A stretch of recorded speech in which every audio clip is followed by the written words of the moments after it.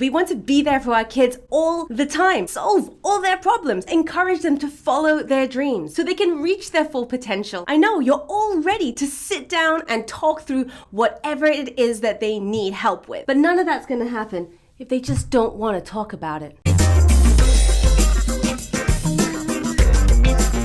So how can we get our kids to open up and reveal their deepest, darkest secrets? Well, I'm going to share with you my high-low routine. It's the latest addition to my bedtime routine. It's totally upped my conscious parenting game and it's beautifully simple, so you can implement this tonight. Now, I love binging through a good Netflix series, and recently I found myself watching The Crossing, but this one was terrible. Really, just don't go there. But the show totally redeemed itself with a tiny throwaway scene where a father puts his son to bed. It's so sweet. It makes me want to cry and vomit at the same time. What was your high today? The father asked his son, and the two of them just talked about the high points from their day. Then he asked, what was your low? And again, the two of them talked through the low points of their day. It's just brilliant. A real daddy genius moment that just makes you go, oh! Well, I must have been on my period or something. But this scene totally choked me up. And I implemented this into Bibi's bedtime routine that very next night. And truthfully, it's been nothing short of amazing. Every evening now we do our high-low routine. I hear things from her that I would never have known. For example, the other night I found out that Bibi's low was a casual comment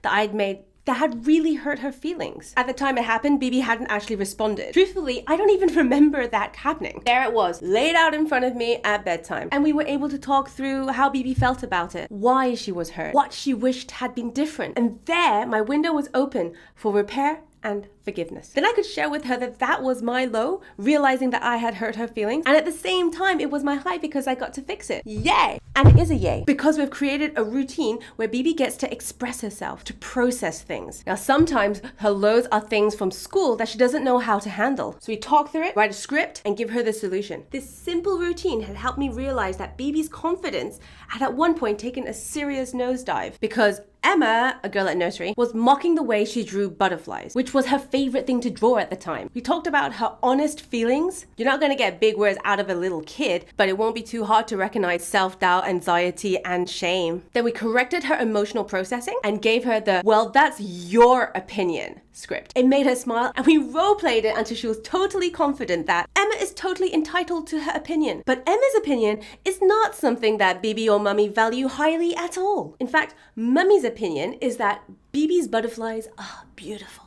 And last but not least, Bibi's own opinion is all that matters when it comes to her own art. So now when Bibi finds herself in a similar situation, she has a template, she has a thought process, a script she can use, all thanks to this high-low routine. Getting closure on the day's crazy events just isn't a skill we're born with. You, my lovely mindful mama, are the one who can give her closure, so she can get the restful, nightmare-free sleep she needs. When she wakes in the morning, she has a clean slate. The hurts from the day before are wiped away, and hearing about the highs, it's amazing to hear about the best moments of your child's day. Ask for more and they'll draw you into their magical world. When a teacher complimented her work, when Johnny farted during yoga class, sometimes her high is just that I let her have an extra sweet after tea. She is 4 years old after all. If I ever forget, she's the one who reminds me, even though I've already switched off the light. It can be as short or as long as you want it to be, but it's a wonderful way to connect with your child on a daily basis. What I'm really trying to do is establish an open connection. For myself, I'm practicing to first listen to her without judgment, to learn who she really is inside. As she grows up, I want her to know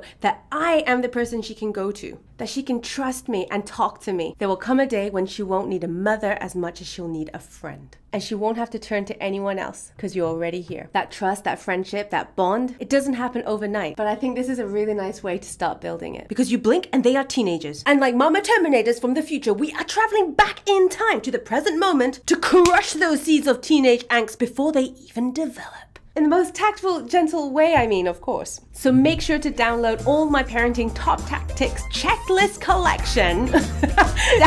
And the link below. I know you're excited about this one, and I bet you can't wait to test it out tonight. Let me know how you get on in the comments. Thanks for watching, liking, and sharing. I'll see you in the next video.